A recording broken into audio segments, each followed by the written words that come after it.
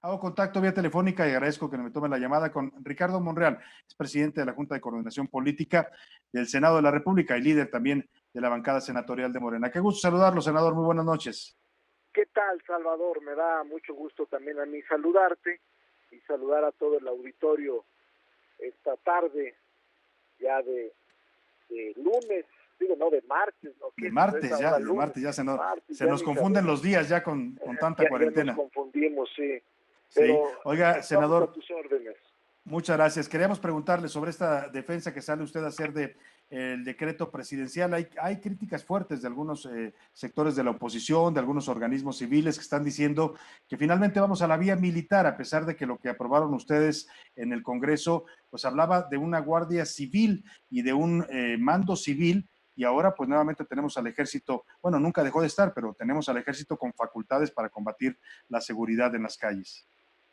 Mira, Salvador, yo creo que todas estas opiniones que están en contra del acuerdo publicado ayer en el Diario Oficial de la Federación son demasiado inexactas, incluso con una gran ignorancia, porque esta reforma constitucional del año pasado así lo aprobó el constituyente, el órgano reformador.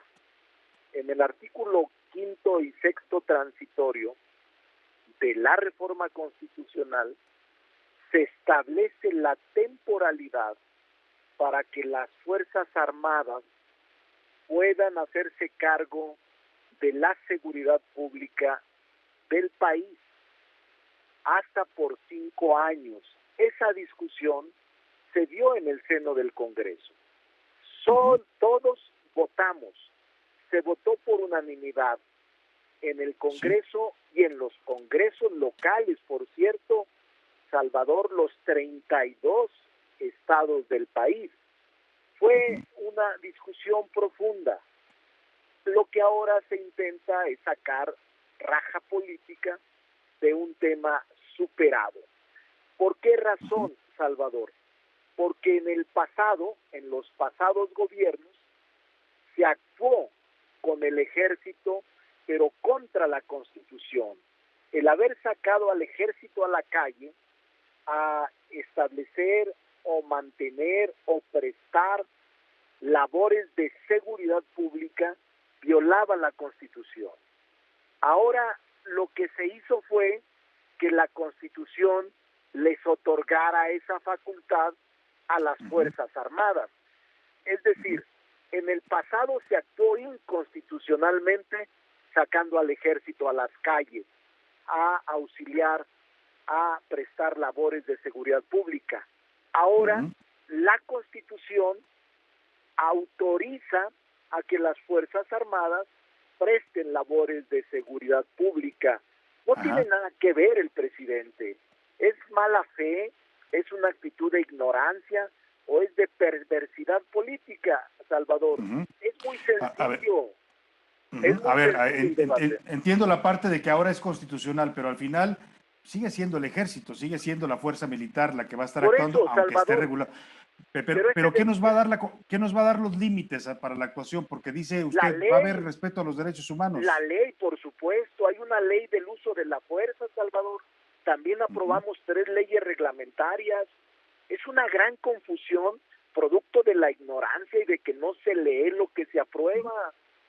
Pero se aprobó por unanimidad y la ley te pone los límites de actuación de esos órganos civiles que, aunque sean militares, los que estén encargados son órganos civiles con mando civil, con disciplina civil y que nada tiene que ver con la militarización, aun cuando en los cuerpos se encuentren militares, pero están bajo mando civil.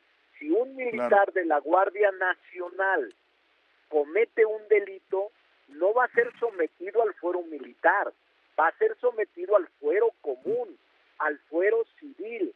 Por esa razón, Salvador, se discutió hasta el cansancio este tema, en donde hasta el cansancio, de verdad se los digo, es más, los militares, Salvador, lo digo con toda honestidad, la discusión central de los militares fue delegaran facultades constitucionales, porque Sí, en el sí, sí, pasado no tenían marco constitucional para prestar y auxiliar a los gobiernos civiles en labores de seguridad pública. Sin esta claro. disposición, ellos difícilmente hubieran ido a la Guardia Nacional. Ahora, en esta doble vertiente que vamos a tener de la seguridad, por un lado una Guardia Nacional que es civil, pero por otro lado también el Ejército y la Marina haciendo labores de policías en las calles. ¿Quién va a llevar el mando? Yo le pregunto porque la ley dice que es civil, pero en los hechos yo he platicado con varios gobernadores que dicen, a ver, los de la Guardia Civil obedecen órdenes del Ejército, no obedecen a nadie más. Pues es otra gran ignorancia de los gobernadores los que te hayan dicho, porque ¿Mm? toda la Guardia Nacional es civil, y si momentánea y temporalmente van a prestar las Fuerzas Armadas labores de seguridad pública, la Constitución y la ley es muy clara, será mando civil, aunque sea un general o un mayor o un teniente coronel, estarán bajo el mando civil, no el mando militar, ni el fuero militar, Claro. ni la disciplina militar. Eso dice la Ujú. Constitución y la ley, Salvador. Eso dice Sí, la claro. Constitución y la ley. Y yo como Ah, maestro de Derecho digo, yo le hago caso a la Constitución y a la ley, aunque sin duda sea alguna. A ver, un militar. pero ¿por qué no decir y por qué no aceptar que sí es una militarización constitucional, pero militarización a fin de cuentas lo que estamos teniendo en seguridad pública? La seguridad pública, dado el problema tan grave, esta fue la gran discusión del quinto transitorio. Los Ujú. legisladores sabían lo que estábamos aprobando y se estableció por esa razón desde hace más de un año en la Constitución que las Fuerzas Armadas podrían prestar temporalmente el servicio de seguridad pública en estados y municipios hasta por 5 años. Eso Ujú. se llama, Salvador, la transición. Es el periodo Ujú. de transición, el periodo Claro, en el que todos esperan una transición a un mando plenamente civil. Pero civil. ¿cómo arrancaba la Guardia Nacional si no había gente capacitada, si no había Claro. formación policial, si no había adiestramiento? Obviamente tendría que incorporarse un número importante de militares y marinos a prestar labores en la Guardia Nacional, pero la Claro. Guardia Nacional es un cuerpo de élite estrictamente civil, no Ujú. militar. Son Bueno, disciplinas civiles, no claro. militares. Y eso dice la Eh, eh, Constitución y la ley, y yo le creo a Totalmente, la Constitución y a la ley porque totalmente yo de lo acuerdo. aprobé, Yo, yo, Salvador, y yo yo lo también, yo aprobé. también, yo también le creo, pero en los hechos la Guardia parece que está más controlada por el ejército. Pero le diría nada más, senador, sí había policía federal, no le gustó al presidente y la desmantelaron y la desaparecieron, pero sí había una policía federal. Pero vamos a dejar ahí la No, discusión, ya me queda claro su y punto de mira, vista. y la Policía Federal no se desmanteló, pasó a ser parte de la Guardia Sí, Nacional. la parte. Hay quienes ya Ujú. no quisieron ser Guardia Nacional, pues tienen su derecho a retirarse o a no Claro, trabajar, pero no se desmanteló, se transformó y pasó a ser un la parte. organismo de la Ujú. Guardia Nacional bajo la subordinación de la Guardia Nacional con un Claro. mando civil que es el secretario de Seguridad Pública civil, no militar. Es Claro. Alfonso Durazo y no tiene ningún grado militar. Bueno, le pregunto finalmente, cambiando de tema, sé que hoy tuvo una reunión importante con el presidente López Obrador, estuvo en Palacio Nacional. Entiendo que trataron los temas del COVID y de los planes que tiene el gobierno para reapertura y para el tratamiento de esta pandemia. ¿Algo que nos pueda comentar de este encuentro? Mira, fue un encuentro muy amable. Yo me reúno, como tú lo sabes, de manera periódica, cada 10 días, cada 12 días, para o agenda legislativa o incluso temas como este de la emergencia sanitaria que obviamente al Senado nos tiene preocupados.